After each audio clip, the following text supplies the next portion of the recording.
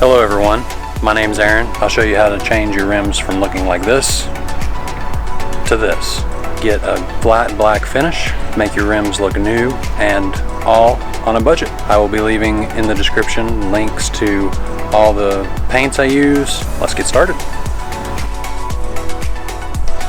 Now everything you need for this job includes this Rust-Oleum acrylic enamel, that is paint and primer, and the Rust-Oleum, again same brand, flat protective enamel. Now these are both oil based, and that will cover your rims, will protect against road wear. We have some painter's tape. We've got a sanding sponge, that's number 80. We've got some Dawn dish soap with the degreasing. Normally you don't want to put Dawn on your car, but on the wheels to get rid of grease before painting, it's perfect. And we've got an old rag to clean everything up with. You also need some water. I just put some Dawn in a bucket of water, put the rag in, and the goal is to try to get as much grease off as you can before you sand and then paint. Here I used the 80 sandpaper on the rims. Now in the link in the description I left a package that has 4, going from 80 all the way up, in order to get a smoother finish.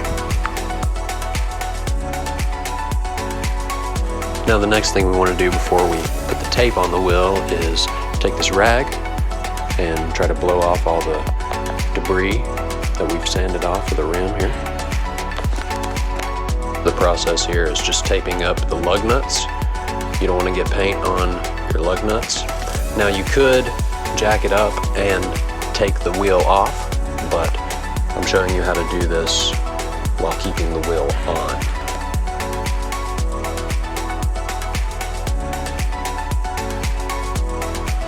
When it comes to taping around the tire, I use little strips of tape in order to try to get it as close to the rim as possible. We don't want to get any paint on the tire itself.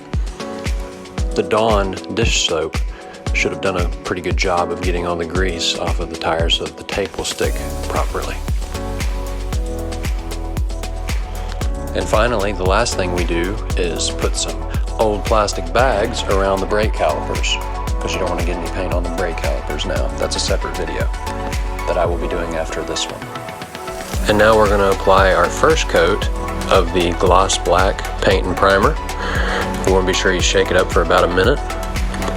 And then the trick is to always keep the paint can moving. You don't want any runs, so always keep it moving. The first coat's going to be very light. Don't try to get it all on there in the first try. Now you want to let that dry for about 15 minutes before you apply your second thicker coat. Now this is gloss black. You do not have to get gloss black. Honestly, a primer would be just fine here, but this gloss black has a primer in it as well. And now we apply our final and third coat after waiting 15 more minutes. This third coat is going to be the heaviest. And even though it's heavy, you still don't want to get it too thick so you get paint runs. You really want to avoid the paint runs. Okay, now that these 3 coats are on, you want to let it sit overnight and let it really settle in before you apply the protective flat black enamel, using the same process of 3 coats. Remember the steps from yesterday. The first coat needs to be light, the second coat heavier, the third coat the heaviest, remembering to wait 15 minutes for it to dry in between each coat. And you want to let these 3 coats sit overnight, again for 24 hours before you take the tape off. Okay, so while this time lapse plays of me taking off the tape, it's a good time for me to summarize my cost here. We've got ×2 on the flat black protective enamel and the paint and primer, because those ended up taking 2 cans of paint. It all came to a grand total of $61.30. Thank you all so much again for watching this video today. If you got something out of it, be sure that you leave a like. Again, I will leave all the products in the description so that you can do this DIY low cost project yourself. Thank you.